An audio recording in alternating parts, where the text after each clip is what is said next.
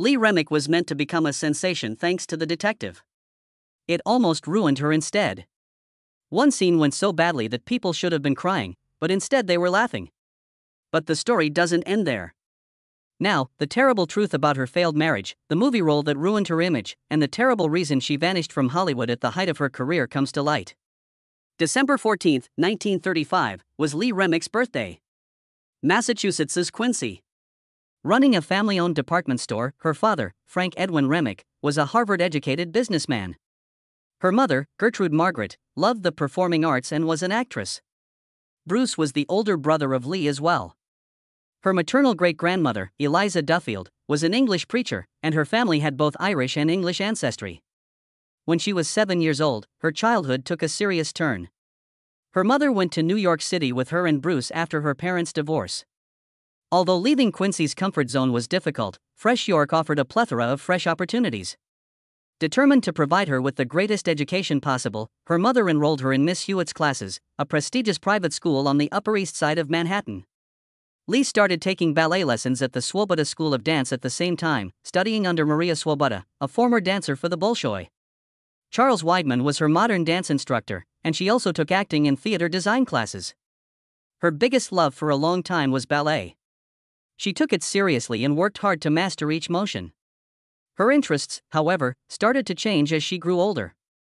Not just the dancing, but the platform itself seemed to beckon her. By her mid-teens, she began participating in Cape Cod summer stock theater shows and going to auditions.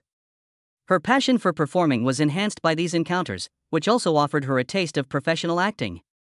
She was 16 or 17 when she noticed an ad for dancers at the Hyannis, Massachusetts, Music Circus in 1952. There was a difficulty, but she still wanted the job. She wasn't old enough. She was not deterred. She got a job by lying about her age. Appearing in 10 distinct shows in 10 weeks. It was the experience she had been yearning for, but the work was also very demanding.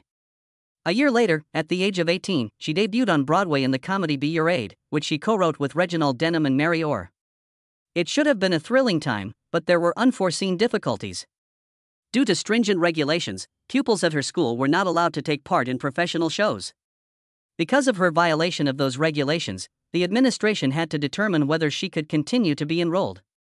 They let her stay after much discussion, but it was obvious that she had taken a big chance. Not much time was spent on the play itself. Even though it only had 5 shows before closing, those 5 nights were a game-changer. Because of the event, she was able to find an agent, which opened up additional auditions and more opportunities. In 1953, having completed Miss Hewitt's courses, she went to Barnard College in Manhattan. She wished to continue her studies while remaining near the theater scene in New York. But it was too much to juggle between acting and college. She couldn't disregard the instruction she received from one of her teachers. Acting and school were her only options. She was not capable of both. It was her choice. She only stayed at Barnard for 1 semester before leaving to pursue performing full-time. Although it was a risk, it paid off. With her skill, education, and willpower, she was prepared to face the industry. In 1957, Lee Remick entered Hollywood with a distinctive visage. At the age of 21, she portrayed Betty Lou Fleckham, a charming and innocent high school majorette. Although it was a little role, it was memorable. She trained in Arkansas with real majorettes and came to set 3 weeks early to get ready. That commitment was evident in her debut movie as well. Elia Kazan's film A Face in the Crowd was a scathing indictment of media manipulation. It made Andy Griffith's cinematic debut as the likable but lonely, merciless Rhodes. Patricia Neal was the character who found him. Critics later acknowledged the film's genius, despite the fact that it wasn't popular at the time. Remick's role had to strike a balance between innocence and a subdued intensity as a youngster who falls in love with Rhodes and eventually marries him. It came naturally to her. Kazan thought she had something unique when he first saw her on the television program Robert Montgomery Presents. That was how she transitioned from TV to movies. Despite being dubbed a honey-haired beauty by Hollywood right away, she wasn't content with glitzy parts. She was willing and able to demonstrate her depth. In 1958, she performed in Martin Ritt's The Long Hot Summer. Orson Welles, Paul Newman, and Joanne Woodward starred in the picture, which was based on stories by William Faulkner. Anthony Franciosa's character, Jodie Varner, had a vibrant wife named Eula Varner, who Remick played. She stood out even with such a strong cast. Eula was no ordinary Southern belle. She was elevated above the status of a supporting character by Remick's charisma, humor, and spark. Clinton, Louisiana, was the location of the filming. A legend in his own right, Orson Welles dominated the set. Resnick later said that she was intimidated by him, but rather than allowing it to depress her, she channeled her nervous energy into her performance. Behind the scenes, there was a lot of tension, particularly between Welles and director Martin Ritt. Because of their disagreements over artistic choices, the production was challenging. However, the film was a success when it was released. It restored Ritt's career when he was banned from Hollywood, and it solidified Remick's status as a strong actress. One of the biggest stars in Hollywood. Then came 1959 and the movie Anatomy of a Murder, which was the turning point in her life. The Otto Preminger-directed courtroom drama challenged convention and addressed topics that Hollywood hardly ever addressed. Remick portrayed Laura Mannion, a woman whose husband, Ben Gazzara, is on trial for the murder of the guy who was alleged to have raped her. James Stewart played the role of the defense lawyer who was attempting to dissect the case. One of the trickiest parts in Remick's early career was Laura Mannion. She was no ordinary victim. She was self-assured, jovial, and definitely sensuous. The audiences felt uneasy about that. In the 1950s, women in her role were supposed to act in a particular manner. Modest, shattered, and terrible. However, Laura contested that perception. She lived a confident life, wore tight sweaters, and defied easy categorization.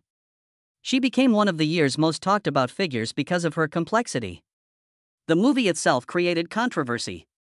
It spoke candidly about issues that had previously been almost taboo in Hollywood, such as sexual assault, rape, and contraception.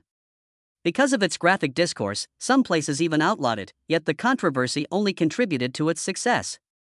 It was nominated for 7 Academy Awards and is currently regarded as one of the best courtroom dramas written. For Remick, Anatomy of a Murder marked a sea change. Although this part demonstrated that she could play characters with depth and emotional weight, she had already demonstrated that she was more than simply a pretty face. She portrayed Carol Garth Baldwin, a young widow attempting to preserve her family's farm while the government pushed for modernity, in Wild River, 1960. The movie. The story, which examined the emotional cost of development, was set in the 1930s during President Roosevelt's New Deal. It was directed by Elia Kazan and depicted a tale of love, grief, and the conflict between tradition and modernity. One of the most interesting characters in the movie is Carol, who was given a quiet strength by Remick. She weighed Carol's developing bond with Chuck Glover, played by Montgomery Clift, against the greater social conflict taking place in their immediate surroundings. Despite receiving positive reviews from critics for her sincerity and emotional range, Wild River did poorly at the box office. The personal narrative at its center was eclipsed by its political concerns. But as time went on, the movie gained fresh life. It was officially recognized as a classic in 2002 when it was admitted to the National Film Registry. In Sanctuary, Remick played one of her boldest parts the next year. In 1961, she performed as Temple Drake. The life of a wealthy Southern belle descends into despair. Though it maintained its gothic intensity, the film, which was based on William Faulkner's novel, softened some of the more unsettling aspects of the book. Audiences were compelled to observe Temple's story as she became involved in a perverse connection with the man who had abused her. With a blend of stubbornness and tenderness, Remick portrayed Temple's inner turmoil in a way that was agonizingly authentic. The movie itself got mixed reviews. Many critics concurred that Remick's performance was noteworthy, while others thought it depended too heavily on shock value. She gave substance to a character that may have otherwise been flat. Still, the part did little to alter her perception in Hollywood. Remick battled the way studios promoted her throughout her career. Frequently likened to Brigitte Bardot, she was portrayed as a sexual icon instead of a professional actor. She became irritated by this. More than just a pretty face, she considered herself an artist. In movies like 1959's Anatomy of a Murder, the studios paid more attention to her beauty than her acting abilities. By accepting parts that pushed her and demonstrated that she was more than just a gorgeous actress, she defied these classifications. A pivotal moment occurred when she starred in Days of Wine and Roses in 1962. Blake Edwards directed the movie, which followed the tale of a young couple whose lives were ruined by drunkenness. Kirsten Arneson-Clay, portrayed by Remick, is a secretary who develops feelings for Joe Clay, portrayed by Jack Lemmon. Their life together seems exciting and promising at first, but their drinking escalates from a social habit to a destructive force. Both of them are powerless. Remick received a nomination for Best Actress at the Academy Awards for her performance in the movie. Her performance was hailed by critics as moving and honest. Numerous people praised it as one of the most potent depictions of addiction they had ever seen on cinema. Given his reputation for comedy and his current development as a serious dramatic actor, Lemon's performance garnered a lot of attention. Remick's performance, however, was equally crucial. Before she lost herself to alcohol, Kirsten was a bright and hopeful young lady, but she made her transition feel achingly genuine. Kirsten doesn't drink anything at first. She'd rather eat chocolate than drink wine. A minor detail that tells the story. Joe then takes her to see Brandy Alexander's. At first glance, it appears to be an innocent, sugary beverage. She eventually needs alcohol to get through the day, though. Slowly, the shift occurs. She drinks to feel closer to Joe at first. And then she drinks, not because he offers, but because she wants to. She soon finds herself reliant on it. Kirsten frantically looking through their apartment for a hidden bottle is one of the most devastating scenes in the movie. She shakes her hands. She has a panicked face. The moment encapsulates the extent of her decline. Behind the scenes, Remick put a lot of effort into making Kirsten's journey seem authentic. She claimed that Lemon, whose character played a more prominent part in the narrative, overshadowed her. She understood, however, the need of presenting Kirsten's side of the conflict. The movie tackled alcoholism head-on, shocking some preview viewers at a period when Hollywood hardly ever tackled the topic so openly. They anticipated a more humorous picture from Lemon and Edwards, but the film declined to sugarcoat the brutal truth of addiction. At early showing, several attendees even left because they couldn't bear what they were seeing. Remick's performance is still remembered, and Days of Wine and Roses became a milestone movie in spite of the initial response. It demonstrated her ability to inhabit difficult parts and give them a brutally real feel. Her performances in Wild River, 1960, and Anatomy of a Murder, 1959, had already made an impression on viewers. But her career was enhanced by this performance. It was the type of performance that people remember long after the credits have rolled.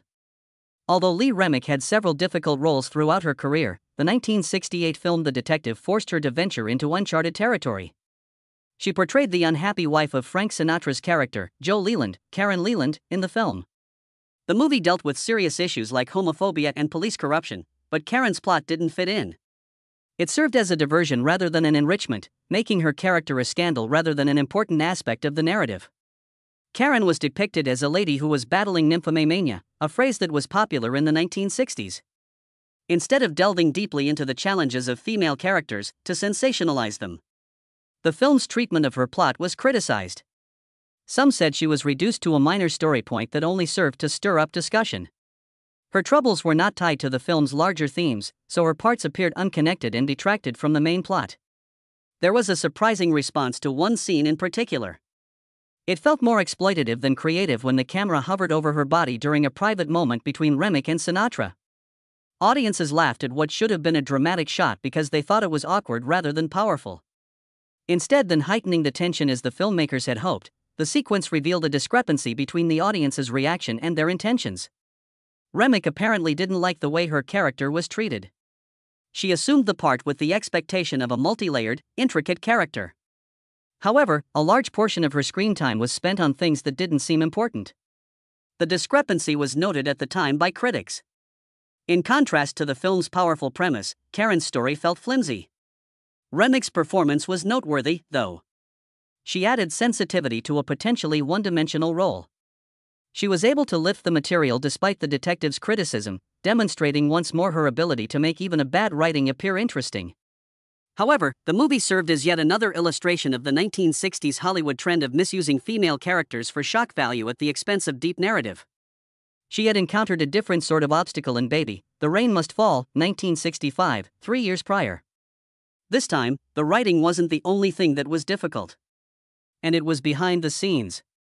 The film, which was directed by Robert Mulligan and was based on the play The Traveling Lady by Horton Foote, followed Georgette Thomas, Remick, as she attempted to start over with her husband Henry, Steve McQueen. Their future was uncertain due to Henry's explosive character, even though he had recently been released from prison. The movie looked at issues of survival, abuse, and redemption, but there was disagreement on the set on how to depict Georgette. Remick desired a sense of realism in Georgette. She wished to avoid becoming another shallow, suffering wife. The producers, however, had a different plan. They desired a simpler, more passive version of her character. Pushing back, Remick insisted Georgette needed more than melancholy, she needed strength. These artistic disagreements exacerbated an already challenging production by causing friction behind the scenes. Filming in Texas presented a unique set of challenges. Shoots were frequently interrupted by strong windstorms and extreme heat, making the conditions harsh. They had to repeatedly film one sequence. Due to fluctuating wind speed, continuity issues occurred, even reaching the final edit. The entire production proved to be difficult, trying the crew's and the actors' patience. Critics complimented Remick's performance for its warmth and emotional depth in spite of everything. Her quiet fortitude in Georgette counterbalanced McQueen's more somber portrayal. Although many thought the movie would have been too depressing without her, her presence gave it life. The Hollywood career of Lee Remick was never easy. She preferred roles with depth, but the industry frequently steered her in the other direction. Certain projects seemed like progress. Others seemed to be a trap. The Hallelujah Trail incident in 1965 was among the worst of her career. Originally, the movie was supposed to be a big Western comedy. It was directed by the Magnificent Seven's John Sturges. Among the cast were Jim Hutton and Burt Lancaster. The nearly 3-hour film attempted to parody epic westerns, but it failed miserably. There were many forced jokes in the script. There was a lot of variation in tone. The movie felt like a tiresome muddle rather than a clever one. Cora Templeton Massingale, portrayed by Remick, was a temperance activist who attempted to halt a liquor wagon train from arriving in Denver. The position has potential on paper. The character ought to have been powerful. She turned into a caricature instead. Critics were cruel. According to one, the film was a mind-numbing snooze. The end product was as challenging as the production process. Everything slowed down because of bad weather. The delays were continuous. One stuntman even died while filming. Remick was humiliated when the film failed at the box office. She was sorry she had accepted the part. This was the complete opposite of the kind of significant characters she had always desired. She believed it to be a safe decision at the time, nevertheless. It wasn't. It ended up being a terrible lesson in the unpredictable nature of Hollywood. She was determined not to repeat the same error twice. For this reason, she declined a major studio project that would have elevated her to much greater fame, the Jean Harlow narrative. She refused to play Jean Harlow in a gaudy biopic that Fox wanted her to do. She detested the script when she read it. It overlooked Harlow's actual life and work and concentrated too much on controversy. It was an unsafe choice. The part would have been readily accepted by many actresses, but Remick didn't want to be typecast. Real feeling roles were what she desired. Refusing to accept the Jean Harlow story meant losing out on profits and attention. Proving she wouldn't sacrifice her morals for fame was another requirement. In 1966, she had the opportunity to demonstrate her talent in a manner that was uncommon in Hollywood. After her return to Broadway, she accepted one of the most challenging roles of her career. The suspenseful movie Wait Until Dark, which was directed by Arthur Penn, put viewers on edge. She portrayed the role of Susie Hendricks, a blind woman who was targeted by violent criminals. It was a difficult role that needed a lot of planning. She wasn't merely speculating. She collaborated with experts from the Lighthouse Foundation for the Blind to ensure the accuracy of her performance. Acting oblivious was insufficient. She wished to comprehend the impulses and motions of a blind person. On February 2, 1966, the drama debuted at the Ethel Barrymore Theatre. Critics gave her performance high marks. She gave Susie both strength and sensitivity, which made every scene seem authentic. With 374 performances, the play became a smash. She received a Tony nomination for Best Actress for her performance. However, there were drawbacks to live theater. There was a toll from playing the same part every night. By the end of the run, she acknowledged that she occasionally let her thoughts wander when reciting lines. She would provide a faultless performance while thinking about personal affairs or errands. It was the character of the lengthy Broadway run. Even the best performers had to battle with habit. Even though she was exhausted, Wait Until Dark turned out to be one of the pivotal times in her career. It demonstrated that she could manage anything: Hollywood, Broadway, dramas, and thrillers. She had battled for better parts. And the gamble had been worthwhile this time. The 1970s saw an interesting change in Lee Remick's career. When it became more difficult for women to get roles in movies, she shifted to television, where she gave some of her most impactful performances. She starred in the 7-part British miniseries Jenny, Lady Randolph Churchill, which was about Jenny Jerome, the mother of Winston Churchill, in 1974. Jenny's life was chronicled in the series, from her early years in America to her significant influence in British high society. It was a broad historical drama produced by Thames Television, and Remick had to play Jenny from the ages of 18 to 67. She won a BAFTA TV Award for Best Actress and a Golden Globe for her portrayal of warmth, grace, and complexity. She demonstrated her ability to handle a job of this magnitude with poise and authority by receiving an Emmy nomination. The series' spectacular production and historical authenticity were praised by critics when it debuted on PBS in the US as part of great performances. The New York Times described Remick's performance as having the most appealing actress and characterization combination. Even if she didn't resemble Jenny Jerome, it didn't matter. Jenny felt genuine since she was able to convey her charm and tenacity. An important turning point was this project. Her desired parts were not being offered by film, but television was starting to tell more ambitious and expansive storylines. Remick recognized the chance and seized it. She appeared in 2 groundbreaking miniseries that influenced television at the same time. Both 1973's The Blue Knight and 1974's QB7 were more than just television films. They served as precursors to the prestige dramas of succeeding decades by demonstrating the use of long-form storytelling. She portrayed Cassie Walters, the love interest of William Holden's character, an elderly LAPD officer on the verge of retirement, in the screen adaptation of Joseph Wanba's novel, The Blue Knight. Topics of justice and morality in urban police were examined in the 4-part series. Remick did a great job as Cassie, but Holden's performance earned him an Emmy. She provided the character with nuance, elevating her above the status of a plot-supporting character. The project was much more ambitious because QB7 was based on Leon Uris's best-selling book. The 6.5-hour miniseries, which starred Ben Gazzara and Anthony Hopkins, told a compelling tale of a high-stakes libel trial and Holocaust crimes. In the role of Lady Margaret, Remick brought a calm strength that gave the drama more emotional weight. The show was a huge hit and earned 7 Emmy Awards, demonstrating that television could tackle weighty, intricate stories on a large scale. She then adopted a whole new persona in 1976. Richard Donner's film The Omen was unlike anything she has ever done. Although horror wasn't her typical genre, this movie was more than just a scary movie. Deep-seated anxieties about fate and evil were tapped upon by this psychological thriller. Remick portrayed Catherine Thorne, Damien's adopted mother, who might or might not be the Antichrist. In contrast to Gregory Peck, she gave a performance that was characterized by sensitivity, dread, and silent despair. With a U.S. box office receipt of over $60 million, or about $334 million in today's currency, the movie became an enormous hit. It was one of the year's highest-grossing movies and the start of a decades-long franchise. Lee Remick, meantime, had a personal life that was full of love, loss, and both success and hardship. She wed Bill Colran, a television producer, on August 3, 1957. Working on shows like Your Hit Parade, The Judy Garland Show, and The Dean Martin Show, he was well known in the industry. Their lives together appeared to be full of promise. Their first child, Catherine, was born on January 27, 1959, 2 years later. Matthew, their son, was born on June 7, 1961. Despite being one of Hollywood's most sought-after actresses, Remick never failed to find time for her kids. She remained family-focused, while many celebrities lost themselves in the glitter of the business. Midway through the 1960s, she even took on more stage work to reduce her time away from home.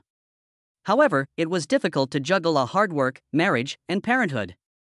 Her friendship with Colloran started to deteriorate. In addition to his demanding schedule as a producer, Remick's growing notoriety caused additional stress. They were already having marital problems when she was nominated for an Academy Award in 1962 for Days of Wine and Roses. As the years went by, they became more and more separated. They were obviously not the same couple who had been married 10 years prior by the middle of the 1960s. After 11 years of dating, they formally got divorced in 1968. Remick was still focused on her kids despite the sad breakup. She protected them from the demands that came with being famous by refusing to let Hollywood take over their lives.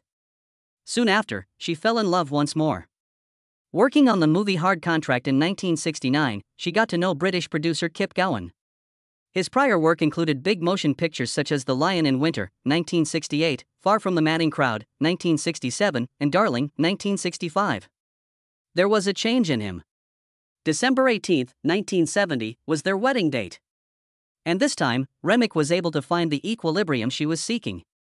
Remick referred to Osterveld, Massachusetts, as her true home, and England as their alternate locations.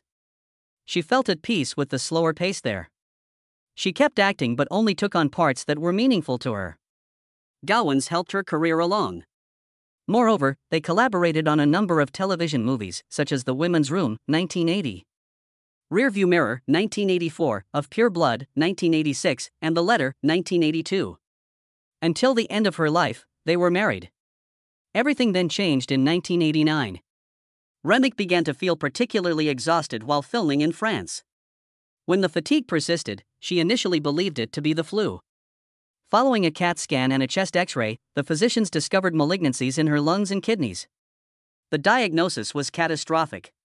Her lungs had masses that could not be removed, and the cancer had progressed. She didn't give up. In an attempt to boost her body's defenses, she resorted to immunotherapy. It was not simple. It hurt to have the side effects. She struggled during 2 weeks of the treatment, but she persisted. She had surgery to remove one kidney in July 1989 in the hopes that it might delay the progression of her illness. For a time, there was optimism. Her cancer had recovered by 1990.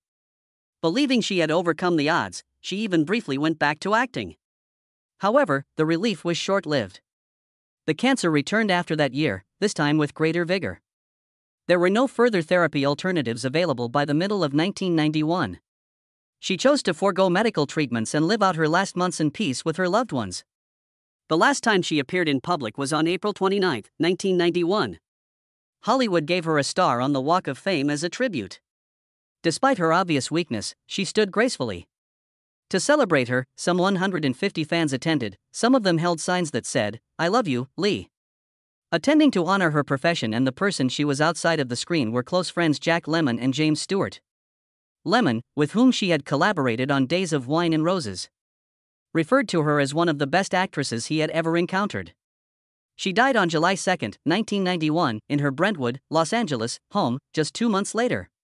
Her age was 55. She had made the decision to pass her last days in the company of her loved ones. Several of Hollywood's finest stars, including Elizabeth Taylor and Gregory Peck, attended her funeral. Jack Lemmon gave a heartfelt eulogy, honoring her strength and generosity during her illness in addition to her talent. In remembrance of Mom, her kids sang a song from one of her Broadway shows, "Anyone Can Whistle."